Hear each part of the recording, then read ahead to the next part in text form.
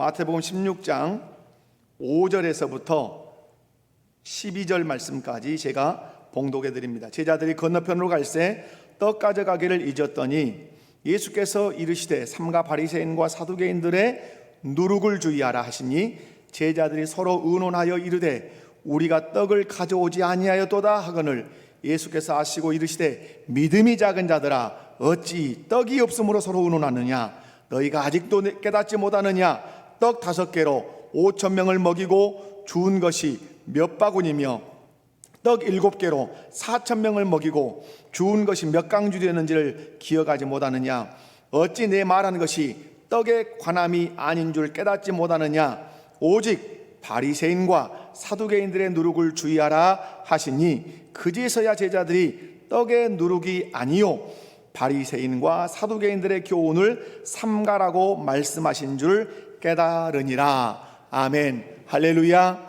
오늘 2부 예배에 나오신 여러분에게 하나님께서 말씀을 통해서 은혜 주시기를 원합니다. 옆에 분을 바라보시면서 말씀을 통해 은혜 받읍시다.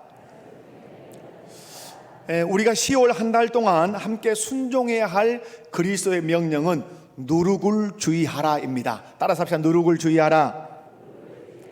누룩을 주의하라는 그리스도의 명령의 그 의미를 알고 순종할 때 우리의 인격과 우리의 품성에 덕스러운 모습, 덕이 나타날 줄로 압니다. 그래서 이달의 품성은 따라서 해봅시다. 덕. 여러분 덕입니다.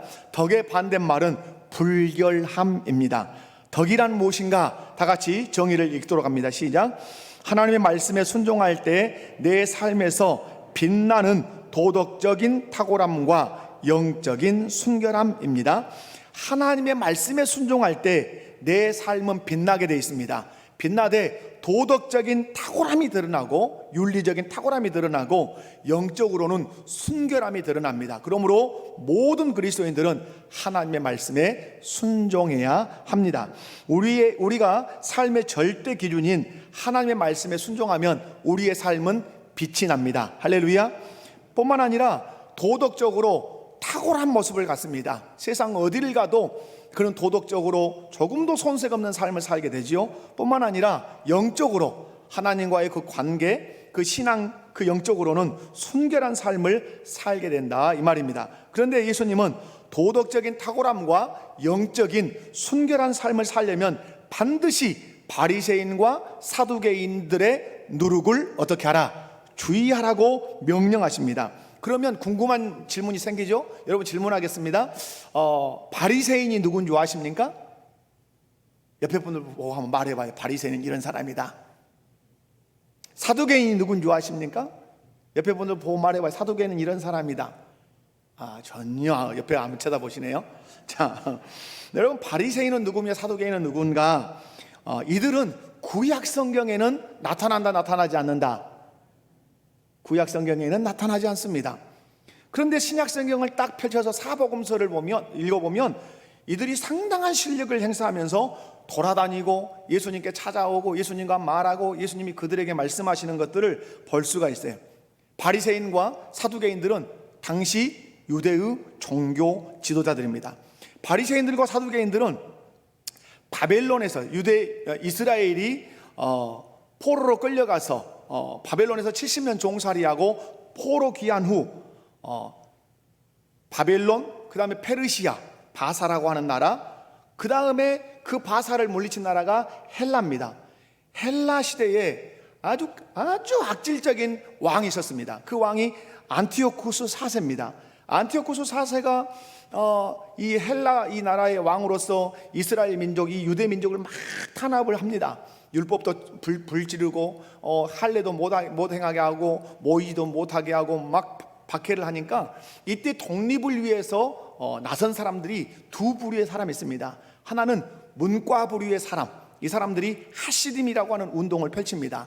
하나 묵과 칼을 들고 일어선 사람, 마카비 혁명을 일으킨 마따디아라고 하는 사람이 아들들과 함께 일으켰던 마카비 혁명이 있습니다. 그런데 이 문과에 해당하는 하시딤 운동에서 속해 있는 사람들이 이 바리새파, 사두개파, 에세네파 이런 열심당원들을 이런 사람들이 거기서 나오죠. 그래서 여러분 이 하시dim 운동은 유대 경건주의 운동인데 거기서 바리새파가 나오고 거기서 사두개파가 나와요. 바리새인들은 율법에 매우 엄격한 사람들이었어요. 이들은 바벨론 포로 귀환 후에 에스라가 율법을 가지고 이스라엘 정체성을 정리합니다. 그 교과서가 역대상하잖아요. 그래서 왜 우리 민족이 하나님의 진노를 받아서 바벨론의 70년 포로로 끌려갔던가를 깊이 연구해서 내린 결론이 있습니다. 우리는 율법을 지키지 않음으로 하나님의 진노를 받아 포로로 끌려갔다. 그러면 우리가 하나님의 은혜와 복을 받을 수 있는 길이 무엇인가? 결론을 딱 내렸습니다. 하나님이 시내산에서 모세에게 주신 율법을 성실하게 연구하고 가르쳐서 잘 지키면 하나님께서 우리에게 은혜와 복을 주시고 어떤 일이 있어도 포로로 끌려가는 그런 불상사는 발생하지 않을 거다.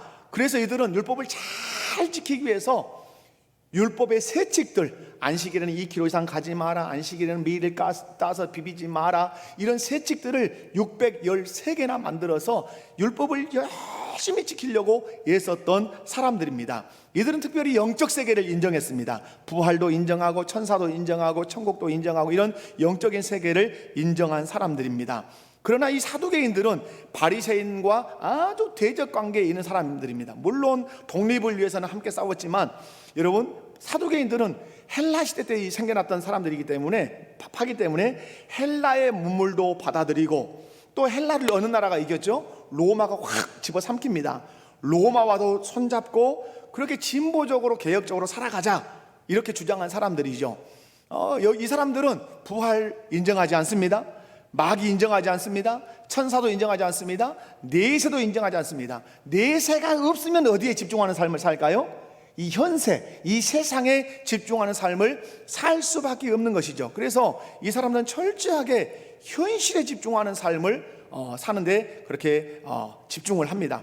여러분, 그런데 세월이 흘러서 예수님 시대에 와보니까 예수님 말씀합니다. 그들을 어떻게 해야 된다?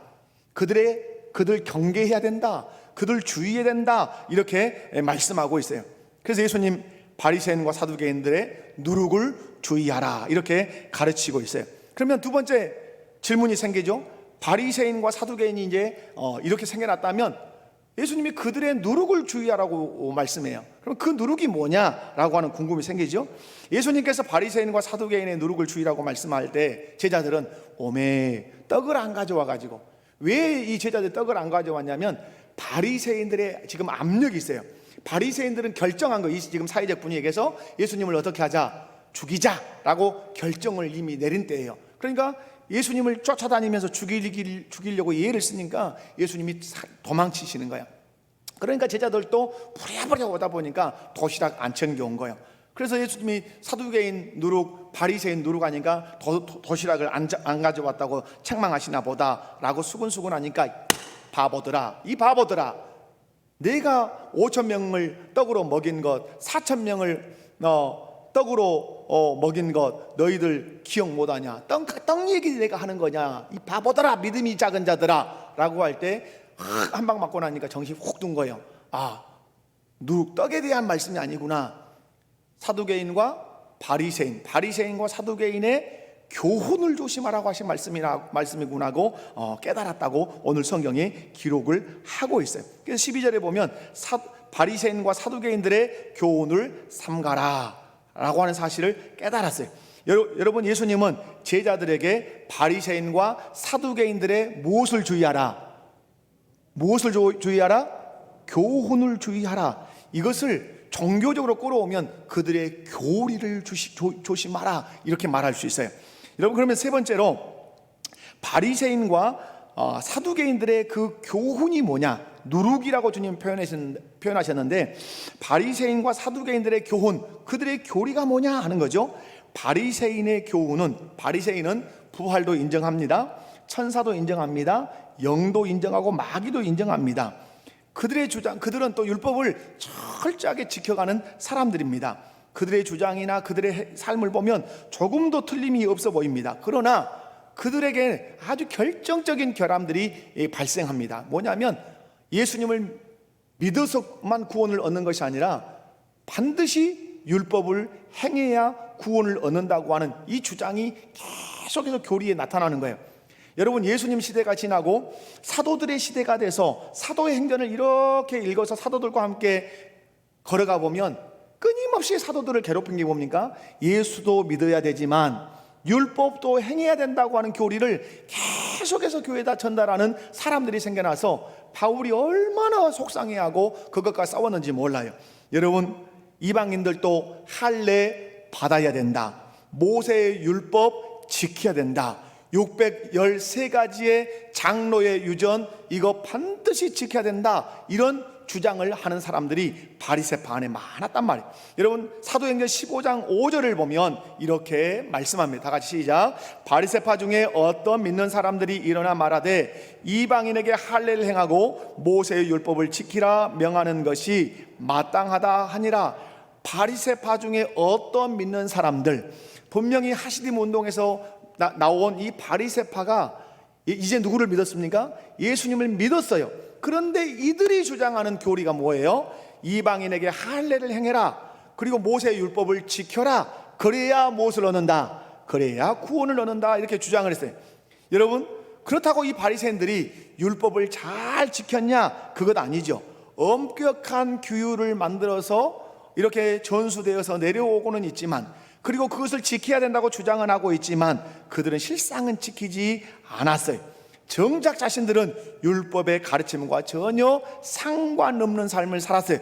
그래서 바리새인들의 이중적 삶을 주님께서 아주 질타하시는 대목이 마태복음 23장 2절에서 5절에 나와요. 이 말씀을 제가 간단하게 요약해서 말씀을 드리면 이거예요. 바리새파들은 상석에 앉는 걸 좋아해요. 여러분, 모세의 자리에 앉았으니 라는 말씀이에요. 회당에 가면 이렇게 우리처럼 예배당에 있으면 중간쯤에 또 높게 만들어 놓은 단상 같은 곳이 있었어요. 그곳이 일명 모세의 자리였어요. 근데 그 자리에 꼭 누가 앉으려고 그러냐면, 누가 앉으려고 그런다고요? 바리새파 사람들이, 이 바리새인들이 꼭 거기를 앉으려고 그래. 그리고 이 바리새인들의 특징은 외식해요. 외식이라는 말은 중심으로는 하지 않는데 사람들에게 보이려고 위선적인 행동을 해요. 그래서 예수님이 말씀했죠. 너희가 제자들이 와서 뭐 떡을 먹으니까 아이고 당신의 제자들은 손도 안 씻습니까? 이렇게 묻고 따질 때 주님 말씀했죠. 밖에서 들어가는 것이 사람을 더럽게 하는 것이 아니라 사람의 마음에서 나오는 그것이 사람을 더럽게 하는 것이다, 이렇게 말씀해요. 무슨 말씀이에요? 너희는 겉에 대해 집중하고 속에 대해서는 집중하지 않는 거 아니냐라고 하시면서 그들의 외식과 위선을 아주 주님이 책망하셨죠. 그리고 그들은 말은 많이 했지만 지키지 않았어요. 결정적인 예수님 말씀이 뭐예요? 너희는 11조를 드리되 근처와 해양과 모든 것의 뿌리의 11조까지 드리지만, 겉으로 드리는 모습은 있었지만 의와 인과 신은 버렸도다. 그 정신은 다 버리고 생각지도 않고 11조만 한다고 그렇게 주장하는 그 외식, 그 위선을 주님이 책망을 하신 것이죠. 그리고 율법의 무거운 짐을 사람들의 어깨에 짊어졌어요. 예수님께서 수고하고 무거운 짐진 자들아 다 내게로 오라 말씀하셨습니다. 여러분, 수고하고 무거운 짐을 졌다면 예수님께 가시기 바랍니다. 그런데 그 1차적 의미가 뭐냐? 수고하고 무거운 짐진 자들아 다 내게로 오라고 하는 1차적 의미는 율법의 613개의 그 세칙, 우리 주님이 또 하나님께서 시내 산에서 모세를 통해서 주지 않았던 그 세칙을 이 바리새파들이 만들어서 사람들에게 지키라고 준 그 율법의 무거운 짐을 진 자들아 내게로 오라고 주님이 말씀하실 정도로 이 바리새파는 율법의 무거운 짐을 민중들에게 지게 만들었어요. 이것이 바리새파의 교훈이고 바리새파의 교리예요. 그러면 사두개파의 교훈은 무엇인가? 사두개파의 교리는 무엇인가? 사두개인들은 역사적으로 헬라 문화권에서 태어난 사람들이에요. 여러분, 헬라 시대 헬라의 왕 알렉산더 왕은 아주 전 세계를 막 지배한 사람이에요. 이 알렉산더는 바벨론 쪽도 지배하고, 그리고 아래쪽 이집트 쪽도 지배하고, 유럽 쪽도 다 지배한 왕이에요. 그리고 마음에 꿈이 있었어요. 어떤 꿈이 있었냐면 전 세계를 헬라화 시킬 것이다. 일제시대 때 일본 사람들이 이 조선 땅뿐만 아니라 전 세계를 일본화 시킬 것이다 라고 하는 그 계획을 가지고 침공을 막 시작하고 그런 문화정책을 막 뿌렸단 말이에요. 지금 중국이 여러분 전 세계를 중국화하려고 아주 노력을 열심히 하고 있습니다. 많은 미국, 많은 유럽 사람들이 이 중국의 힘에 넘어가고 있습니다. 우리나라를 향해서는 동북공정이라고 하는 그런 정책을 펼치잖아요. 지금은 한복도 자기네 것, 김치도 자기네 것, 갓도 자기네 것, 다 자기네 거라고 그래요. 정책적으로 그래요. 왜? 다 중국이 이 세상을 정복하겠다고 그렇게 하는 거죠. 이런 헬라 문화에 알렉산더 왕이 그런 꿈을 꾸고 전 세계를 차지했는데 33살에 딱 죽습니다. 그런데 그 밑에 왕들인 셀루쿠스 왕조나 이런 왕조들이 이 알렉산더의 헬레니즘화 하려고 하는 이 정신을 그대로 부여받습니다. 우리도 알렉산더 대왕처럼 전 세계를 헬라화시키자 하면서 그런 정책들을 펼쳐 나가죠. 이때 여러분 여기에 반기를, 이것을 받아들이려고 하는 사람들이 사두개파에 있단 말이에요. 아이고 좋은 문물이니까 한번 받아들여 보자 하고 받아들인 이 무리가 사두개파예요. 이들이 더더욱 마음을 쓰고 있었던 데가 어디냐면 대제사장의 직분이에요. 뒤에 가보면 예수님 시대에 대제사장의 그 계보를 잇는 사람들이 누구냐면 레인에서 오는 것이 아니라 로마에 돈을 주고 청탁해서 제사장직을 산단 말이에요. 그런데 그 계파가 누구냐면 사두개파가 주를 이룬단 말이에요. 거기에 마음을 쓰고 있어요. 여러분, 이 사람들은 철저하게 내세를 부정했기 때문에 현실주의고 쾌락주의예요. 이 세상에서 잘 먹고 잘 입고 잘 살면 성공했다고 생각하는 이 무리가 사두개파예요. 그래서 마가는 이 사두개인들의 그 누룩을 어떻게까지 표현했냐면 헤롯의 누룩, 따라서 해봅시다. 헤롯의 누룩. 이 헤롯의 누룩이라 말할 정도로 사두개인들은 현실 정치와 완전히 결탁해 있었어요. 헤롯과 어깨동무를 하고 살 정도로 그렇게 현실 정치와 결탁해 있었어요. 이들의 교리를 정리하면 그거예요. 그러면 예수님께서 바리새인의 누룩을 조심해라, 사두개인의 누룩을 조심해라. 그 누룩은 교훈인데 종교적으로 말하면 교리라고 말할 수 있는데 그 교리를 딱 추가하면 바리새인의 교리는 율법주의예요. 지켜야 된다 하는 율법주의. 그럼에도 불구하고 형식주의예요. 중심을 다루지는 못해요. 늘 껍데기만 다루고 있는 형식주의. 이것이 누룩이다. 이거 조심해라 이 말이에요. 사두개파의 교훈은 뭐예요? 현실주의. 내세를 부정하니까 이 세상에서 즐겁게 살자, 이 세상에서 엔조이하자, 먹고 마시자. 현실주의. 그리고 쾌락주의예요. 유익이 된다면 어디 와도 결탁하는 그런 쾌락주의. 이것이 사두개인의 누룩이에요. 여러분, 그렇다면 왜 예수님은 바리새인과 사두개인의 교훈을 누룩에 비유했냐 말이에요. 누룩이 뭔지 아십니까? 누룩, 소다. 누룩, 발효제죠. 발효제, 효모. 이건 아주 이제 제가 보면 이런 거죠. 우유에다가 그 효모를 만들 때 다른 것을 꼭 떼어 놓죠. 그것을, 그죠? 그래서 스타터라 그래요.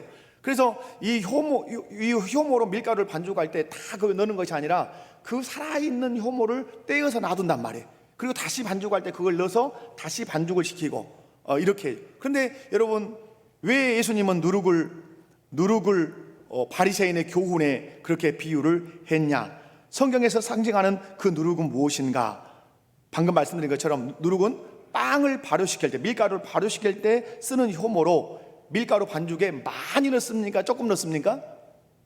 조금 넣죠. 조금만 넣어놓고 잠을 자면 소리 소문 없이 덩치를 크게 만들어 놓는 그런 특징이 있습니다. 그래서 누룩의 중요한 특징 3가지가 있습니다. 누룩의 특징 3가지는 아주 소량을 쓴다, 많은 양 쓴다, 소량을 쓴다. 2번째, 침투력이 강하다, 조용히 침투한다. 3번째, 확장력이 거세다. 그 조금만 걸 넣어놔도 그 조그만 밀가루를 이렇게 부풀게 하는 그런 3가지의 중요한 특징을 가지고 있어요. 그렇다면 성경에서 누룩이 상징하는 것이 뭐냐 하는 거죠. 성경에서 누룩이 상징하는 것은, 누룩은 작지만 조용하게 침투해서 전체를 집어삼키는 죄를 의미해요. 그래서 누룩은 긍정적 의미로도 써져요. 긍정적 의미에 썼을 때는 하나님의 나라가 누룩처럼 퍼진다고 쓸 때는 긍정적 의미로 쓰였어요. 그러나 거의 누룩을 성경에서 쓸 때는 어떻게 쓴다? 부정적 의미로 써요. 무엇을 상징하는? 죄를 상징하는, 부패를 상징하는, 폐역을 상징하는 것으로 누룩을 사용해요. 죄는 누룩과 같아요.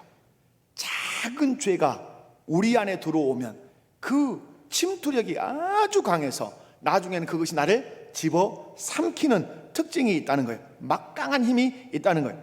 여러분, 우리가 성경에서나 인류 역사에서는 이렇게 살펴도 볼 수 있겠지만은 부귀와 영화와 누릴 것을 최고로 누린 사람이 있다면 여러분 누구를 떠올릴 수 있어요?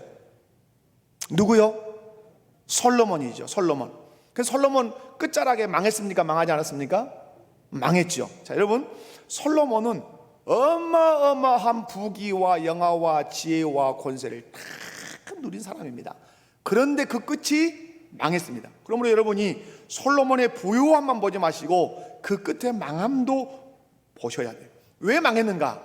여러분, 하나님께서 이스라엘 백성들이 가나안을 들어가기 전에 모압 동편에, 요단 동편에 광야 2세대, 1세대는 가나안 땅 못 차지하겠다고 하니까 바란광에서 싹 먹다 그냥 죽었어요.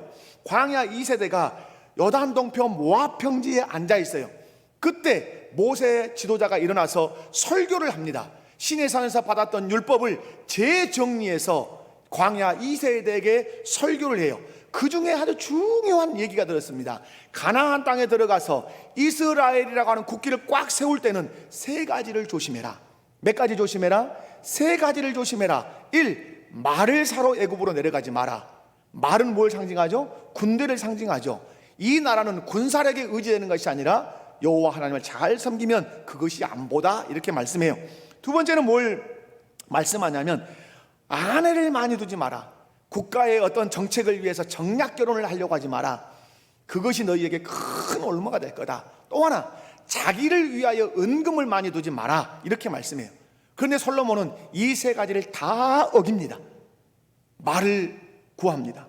많은 아내를 구합니다. 자기를 위하여 은금을 많이 쌓습니다. 이것이 솔로몬에게 누룩이 되었습니다. 그래서 솔로몬은 처절하게 망합니다. 솔로몬 아들 때에 가서 나라가 어떻게 되죠? 남과 북으로 분열이 되는 이 슬픈 역사를 가지고 있습니다. 그러나 언제 여러분 우리 기독학교 교양생 오셔서 솔로몬은 망했다, 그래서 그 뒤에 이 사람이 구원받지 못한 것처럼 여러분이 느낄 수 있을 것 같아서 부연해서 설명합니다. 솔로몬은 회심했습니까? 회심하지 않았습니까? 그렇게 망하고 나서 솔로몬은 회심했어요? 안 했어요? 했어요? 증거가 뭐요? 증거가 제가 설교 시간에 종종 말씀드렸어요. 그것은 전도서다. 헛되다는 말을 전도서에서 막 쏟아놓습니다. 그리고 전도서 마지막에 가서 이 일의 결국을 다 들었으니 여호와를 경외하는 것이 사람의 본분이라 하고 전도서를 맺습니다. 그것이 솔로몬의 회심의 기록입니다. 사랑하는 성도 여러분, 분명한 사실은 성경에서 누룩은 뭘 상징한다? 죄를 상징해요. 우리도 바리새인의 누룩과 사두개인의 누룩이 있는지 잘 조심해 봐야 돼요. 누룩은 무엇이다? 죄다. 그걸 여러분 생각하시면서 내 안에 누룩은 없는가? 우리 가정에 누룩은 없는가? 우리 교회 안에 죄의 누룩은 없는가? 잘 살피셔야 돼요. 왜? 죄의 누룩 때문에 심판받기 때문에 그렇습니다. 죄의 누룩 때문에 심판. 아나니아 삽비라 탐심의 죄의 누룩 때문에 망했어요. 다윗 음욕의 죄의 누룩 때문에 하나님의 엄중한 심판을 받습니다. 이런 누룩들이 우리 안에, 우리 가정 안에, 교회 안에 있다면 반드시 심판이 있단 말. 사랑하는 성도 여러분, 누룩을 주의하시고 경계하시고 조심하시기 바랍니다. 그렇다면 바리새인과 사두개인들의 누룩을 주의하라는 말씀을 어떻게 실천할 거냐? 이제 여기에 핵심입니다. 바리새인과 사두개인들의 누룩을 주의하라고 예수님께서 우리에게 명령을 하셨는데 그 명령을 어떻게 실천해야 우리 모습에서 빛이 나고 도덕적인 탁월함이 있고 영적인 순결함이 있어서 덕의 품성의 사람, 덕의 사람이 될 수 있을 것이냐 하는 거죠. 네 가지로 제가 정리를 했는데 여러분, 첫 번째는 주의하라고 하신 예수님의 말씀을 마음에 새기셔야 돼요. 자, 주의하라고 하신 누구의 말씀을? 예수님의 말씀. 바리새인과 사두개인의 누룩을 어떻게 하라? 주의하라. 오늘 성경에 보면 여러 번 말씀하십니다. 여러분, 예수님께서 바리새인과 사두개인들의 교훈을 주의하라고 하실 때 어떤 말을 쓰시냐면 삼가 오직이라고 말씀하시면서 주의하라고 합니다. 이 말씀은 뭐죠? 주의하지 않으면 지배당하고 결국 그 죄의 누룩 때문에 너 심판받아서 망하게 된다는 사실을 예수님께서 강력하게 가르치신 것이죠. 그러므로 예수님께서 주의하라고 하신 것들이 무엇인가를 살피면서 여러분 경계하시면서 신앙생활 하시기 바랍니다. 예수님께서 주의하라고 하신 것들이 성경에 종종 있어요. 사람의 미혹을 받지 않도록 주의해라 하시는 말씀도 있고요, 사람 앞에 네 의를 드러내지 않도록 주의하라 이런 말씀도 있어요. 그리고 철학과 헛된 속임수에 사로잡힐까 주의하라 이런 말씀도 있어요. 그러나 무엇에 누룩은 무엇을 상징한다 그랬습니까? 죄를 상징해요. 그러므로 주의할 것은 무엇이다? 죄는 다 주의해야 될 것이야. 따라서 합시다. 이 세상의 죄는 다 주의해야 할 것이다. 누가 예수님을 따르는 사람입니까? 예수님께서 주의하라고 하신 말씀을 마음에 새기고 사는 사람이 예수님을 따르는 사람이에요. 주의하라는 말씀을 마음에 새기고 살면 그 누룩이, 그 죄의 누룩이 그 사람과 마음의 삶에 들어올 수가 없어요. 내가 주의하고 있는데, 내가 경계하고 있는데 어떻게 죄의 누룩이 내 마음에 침투할 수 있어요? 없지요. 우리가 자녀들 어릴 때 밖에 나가면 뭐 조심해라, 뭐 조심해라, 차 조심해라. 그리고 학교 다니면 사춘기 때 누구 조심해라, 친구 조심해라. 오늘 돼요? 돼. 네, 차 조심해라. 그러면 왜 부모님은 차 조심하라는 말을 하고 왜 친구 조심하라는 말을 할까요? 그 부모는 그 자식을 사랑하기 때문이에요. 왜 예수님께서 바리새인의 누룩과 사두개인의 누룩을 주의하라고 하실까요? 저와 여러분을 사랑하시기 때문에 그래요. 주의하지 않으면 차에 치여서, 주의하지 않으면 잘못된 친구에 빠져서 인생을 망칠 것 같으니까 부모가 주의하라고 하는 것처럼 우리 주님이 바리새인과 사두개인의 누룩을 주의하라, 그 교훈을 주의하라, 그들의 교리를 주의하라고 하는 것은 우리를 사랑하셔서 넘어지지 말도록, 넘어져서 망하지 않도록 하기 위해서 주의하라고 하신다는 사실을 여러분 기억하고, 예수님께서 주의하라고 하신 말씀을 어디다 새기고 마음에 새기고 살면 여러분이 승리하게 될 줄로 믿습니다.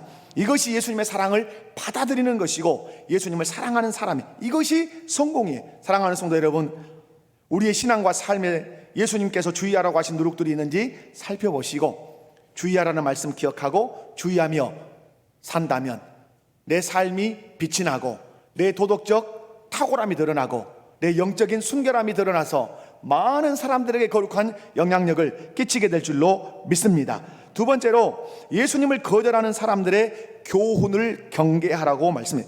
제자들은 12절에 그제서야 제자들이 떡의 누룩이 아니요 바리새인과 사두개인들의 교훈을 삼가라고 말씀하신 줄을 깨달으니 라고 말씀해요. 오늘 또 예수님은 깨닫기를 원하세요. 누룩이 무엇인지를 깨닫기 원하세요. 아멘이십니까? 예수님은 바리새인과 사두개인들의 무엇을 삼가라? 교훈을 삼가라. 제자들은 주의하라, 예수님은 주의하라 이렇게 말씀했어요. 그런데 제자들은 그 누룩을 주의하라, 그 누룩이 교훈인 줄 알고 그 교훈을 삼가라고 그들은 깨달았어요. 여러분, 만약 바리새인과 사두개인이 가르치는 교훈이 진리였다면 예수님은 어떻게 권면하셨겠어요? 바리새인과 사두개인의 교훈은 진리니까 잘 배워라, 잘 익혀라, 그대로 살아라 이렇게 말씀했을 거예요. 그러나 바리새인과 사두개인의 그 교리, 그 교훈은 예수님의 가르침과 적대적인 것이고 예수님과 적대적인 것이기 때문에 삼가 주의해라, 오직 삼가라 이렇게 말씀하시는 것이에요. 여러분, 우리 곁에 주의하고 경계해야 할 교리, 주의하고 경계해야 할 교훈들이 많이 있어요. 그 중에 하나가 뭐죠? 이단의 교훈이에요. 제가 여러분 목사님들 만나보면 목사님들의 소가리가 뭐냐면 성도들의 유튜브예요. 유튜브 보는 시간이 너무너무 많단 말이에요. 그런데 왕왕 나타나는 성도들이 뭐냐면 잘못된 거 보고 와가지고 은혜 받았다고 말할 때 그냥 억장이 무너진다는 거예요. 왜 그러죠? 분별이 안 되는 거예요. 분별이. 왜 분별이 안 되는 거죠? 신앙의 뿌리가 견고하지 않으니까 그들이 논리를 가지고 설명하면 그대로 다 넘어지는 거예요. 신천지에 왜 빠진 줄 아십니까? 거짓 논리가 아주 세밀하게 깔려 있단 말이에요. 여러분, 오늘 예수님 말씀이에요. 바리새인과 사두개인의 교훈을 주의하라. 그들의 교훈이 진리가 아니기 때문에, 진리를 대적하는 것이기 때문에 예수님은 그들의 가르침, 그들의 교리, 그들의 교훈을 삼가라고 말씀해요. 여러분, 이단의 가르침 멀리 하셔야 돼요. 아멘이십니까? 또 하나의 멀리해야 될 교훈이 있어요. 그것은 세상의 삶의 원리예요. 이것은 여러분이 세상에서 오래오래 사시다가 주일날 한 번 여기 오시니까 매우 경계하셔야 돼요. 제가 지난 수요일에 말씀드렸어요. 잘 산다는 개념이 뭐냐? 사람들이 잘 산다는 개념, 잘 먹고 잘 입고 그리고 좋은 차 타고 번드르한 집에 살고 어디 여행 다니고 싶으면 마음껏 여행 다니고 이러면 잘 산다고 생각해요. 성경은 그것을 잘 산다고 잘 동의 안 해줘요. 성경에 잘 싸면 무엇입니까? 무엇을 먹든지 무엇을 입든지 무엇을 하든지 다 하나님께 영광을 돌리는 사람이 잘 사는 사람이라고 말씀해요. 그러므로 여러분, 잘 산다는 개념부터 정리하시면서 신앙생활 하셔야 여러분이 바른 교훈을 쫓는 사람이 되는 거예요. 교회는 나오고 예수는 믿지만 세상의 삶의 원리를 그대로 부둥켜 안고 돈 많이 쓰면 된다는, 돈 많이 가지면 잘 사는 사람이라는 이런 잘못된 교훈을, 잘못된 세상의 교리를 받아들이는 것은 결코 잘 사는 게 아니에요. 바울 사도는 고린도전서 5장에서 교회 안에 조심해야 할 누룩이 있다고 말씀해요. 11절, 5장 11절 말씀을 보면 이렇게 말해요. 이제 내가 너희에게 쓴 것은 만일 어떤 형제라 일컫는 자가, 어떤 형제면 교회 안에 있는 형제란 말이에요. 교회 안에 있는 어떤 형제라 일컫는 자가 무엇을 행하거나 음행하거나 그 다음에 탐욕을 부리거나 우상 숭배를 하거나 모욕하거나 술 취하거나 속여 빼앗거든. 교회 안에, 교회 밖의 사람을 말하는 것이 아니라 교회 안에 어떤 형제라 하는 자가, 어떤 성도라 하는 자가 음행을 하고 탐욕을 하고 우상 숭배를 하고 모욕을 하고 술 취하고 사기쳐서 누군가를, 거짓말을 쳐서 누군가의 것을 속여 빼앗는 자가 있다면 사귀지 마라. 그런 자와 함께 먹지 마라. 이렇게 말씀해요. 교회 안에 이런 자가 있을 수 있다 이 말이에요. 우리 교회 안에도 이런 사람이 있을 수 없겠지만 있을 수 있어요. 그런 사람과 사귀지 말고 그런 자와 함께 먹지도 마라. 13절에 가서 밖에 있는 사람들은 하나님이 심판하시려니와 세상 밖에 있는 사람들은 음행하고 탐욕하고 우상 숭배하고 모욕하고 술 취하고 속여 빼앗으면 하나님이 심판하실 거다. 그러나 교회 안에 있는 형제에 대해서는 어떻게 해라? 그 사람 악한 사람이다. 어떤 사람이다? 악한 사람이다. 너희 중에서 내쫓으라. 너희 중에서 어떻게 하라? 내쫓으라. 왜 내쫓으지요? 그는 누룩이다. 급속히 옆에 사람들에게 영향을 끼쳐서 그들을 무너지게 하고 결국은 주님이 피로 세우신 교회 공동체를 와해되게 하는 아주 무서운 악이다. 이렇게 말씀해. 무슨 말씀입니까? 교회 공동체 안에 누룩 같은 사람이 있다면 그와 사귀지 말라는 거예요. 이런 것들은 누룩처럼 조용히 우리의 삶으로 찾아 들어와서 우리를 죄에 물들게 하고 결국은 우리를 무너뜨려요. 그러므로 보는 것 조심하셔야 되고 듣는 것 조심하셔야 되고 읽는 것 조심하셔야 돼요. 저는 우리 중고등부나 유초등부 아이들 보면서 우리 엄마들의 큰 착각이 있어요.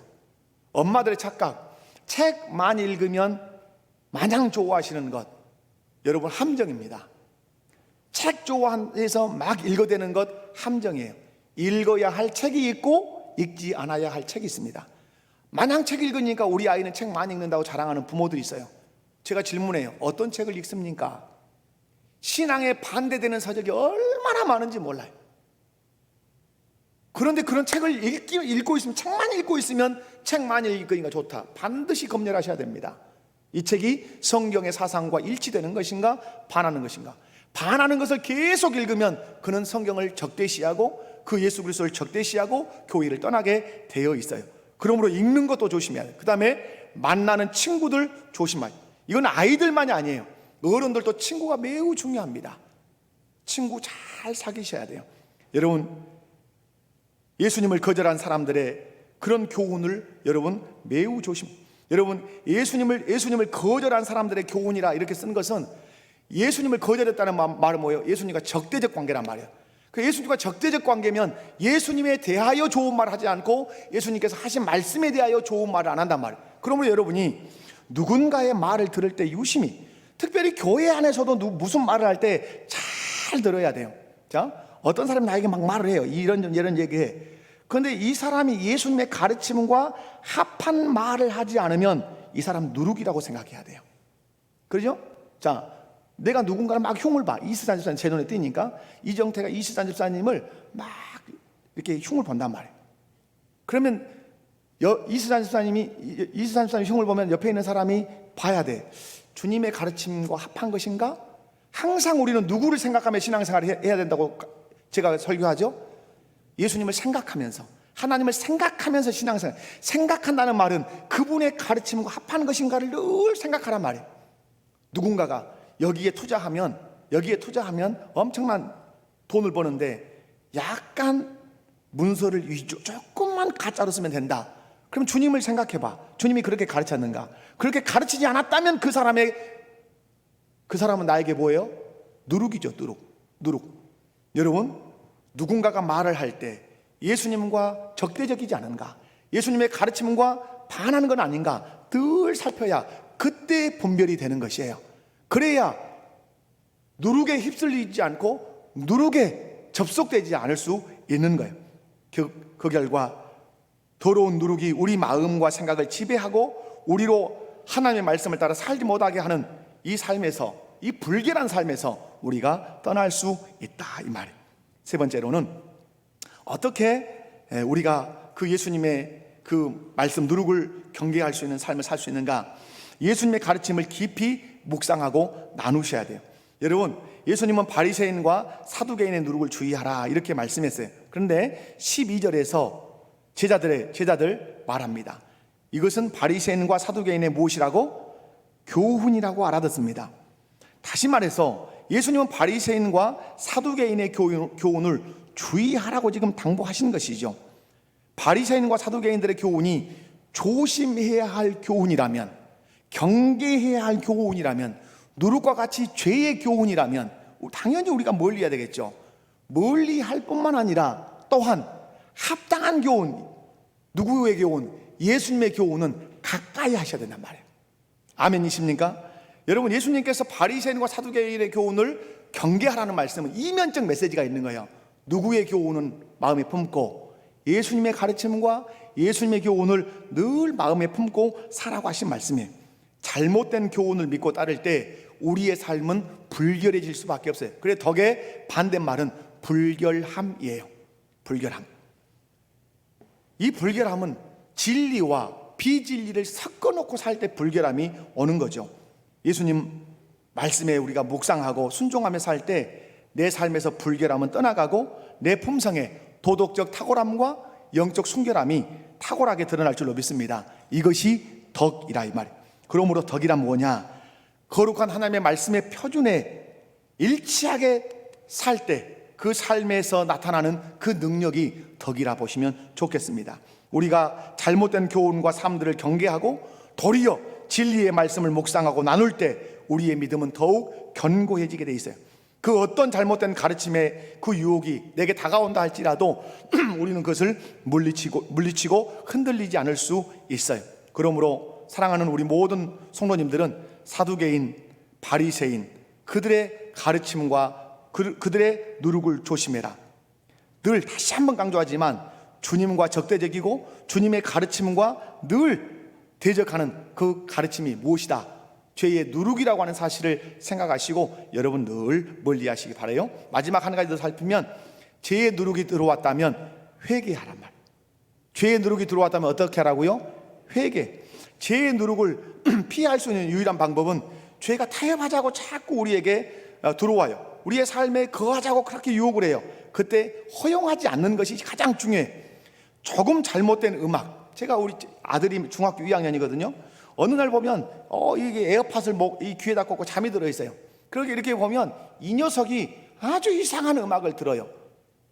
이상한 음악. 그 기독학교 교장 선생님이 얼마나 영적으로 탁월하시냐면 아이들이 어떻게 카카오톡에 배경 음악을 이렇게 팝송이나 이런 거 해놓으면 반드시 그 영어 문장들을 검색해 보셔요. 그리고 부모에게 알려줘요. 이 음악이 어떤 음악인 줄 알고 듣게 하십니까? 이런 저도 한번 그런 연락을 받은 적이 있어요.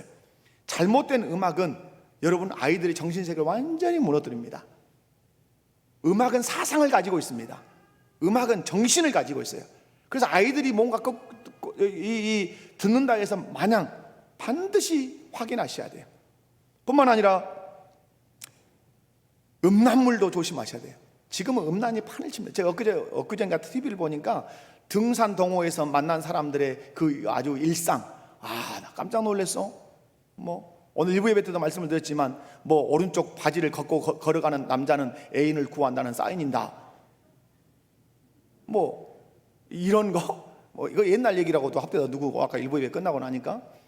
그런데 그런 사람들은 다 등산에서 만나서 정상은 올라가지 않는다는 철칙이 있대요.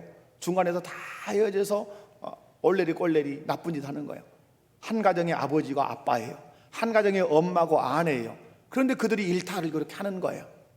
처음에는 두려움으로 무서움이 있었겠죠. 그런데 3년을 내가 한 남자, 그분 사장님 잘생겼더니 나 벤츠 사줬어. 내가 한 남자 잘해줬더니 그 사람 나한테 1,000만 원씩 나한테 용돈 줬어. 이런 일탈이 있단 말이에요. 작은 죄의 누룩이 왔는데 그것이 그 사람을 집어 삼킨 거예요.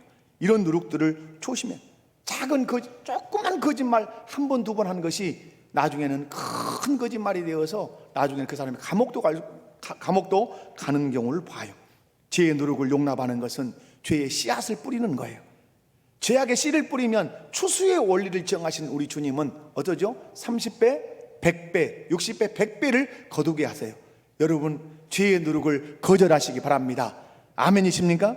죄의 누룩이 혹시 여러분 안에 스며왔다면 여러분 씻어내십시오. 6월절을 앞두면 사람들이 하는 일이 뭡니까? 자기 집안에 있는 누룩을 다 청소해내는 것입니다. 그럼 누룩 없는 집을 만드는 거예요. 여러분의 심령에 누룩이 있을 수 있어요. 주님이 싫어하시는 거, 거짓말하는 거, 흉보는 거, 아니면 음란한 것, 탐욕을 부리는 것, 이런 것들이 생각해봐요. 예수님을 생각하면서 예수님이 기뻐하시는 건가? 아니면 빨리빨리 버리시고 그것을 품었던 것을 회개하십시오. 그리고 적극적으로 하나님 말씀에 순종하십시오. 그러면 죄의 누룩이 여러분 안에 들어올 수도 없을 것이고 영향력을 끼치지도 못할 것입니다. 말씀했습니다. 예수님은 바리새인과 사두개인의 누룩을 조심하라 하십니다. 그 누룩은 교훈이라고 말씀합니다. 그 교훈이 무엇입니까? 외식주의요, 형식주의요, 율법주의요, 쾌락주의요, 세상의 삶의 원리를 내 것으로 받아들이는 것이 이런 교훈이에요. 이런 것들이 내 안에, 우리 공동체 안에 들어올 때 공동체는 무너지고 나도 무너지게 되어 있어요. 어떻게 그러면 주의할 수 있는가? 주의하라고 하신 말씀을 마음에 새기라고 말씀하고, 예수님을 거절한 사람들의 교훈을 경계하라고 말씀하시고, 예수님의 가르침을 더 깊이 묵상해서 주님의 말씀에 순종해서 도덕적으로 탁월하고 영적으로 순결한 삶을 살라고 말씀하시고, 혹여 죄의 누룩이 내게 들어왔다면 철저하게 회개하고, 그리고 말씀에 적극적으로 순종해서 그 죄의 누룩을 멀리하고, 그래서 여러분이 삶에 빛이 나고 도덕적인 탁월함이 생기고 영적으로 순결함이 있어서 덕의 사람이 되시기를 주님의 이름으로 축원합니다. 다 같이 자리에서 일어나도록 하겠습니다.